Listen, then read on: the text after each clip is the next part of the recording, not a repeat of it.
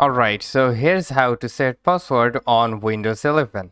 It's quite simple and easy thing to do, so let's get started.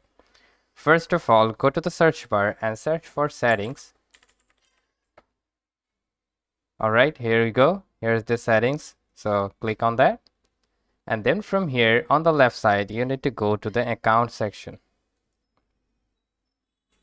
Alright, then you need to scroll it down until you find the option sign in options. You need to tap on that again.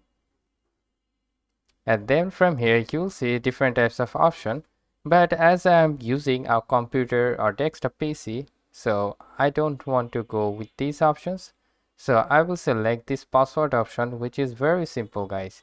So you need to select that, and now you need to tap on add to add your password. So let's just add my password for real quick. Alright, then you can simply tap on next and then tap on finish, and there you have it. So that's how you can simply add passwords on Windows 11. So hope this video helps you out. If yes, please leave a like and comment down below if this works, and I will get you guys in the pretty next one.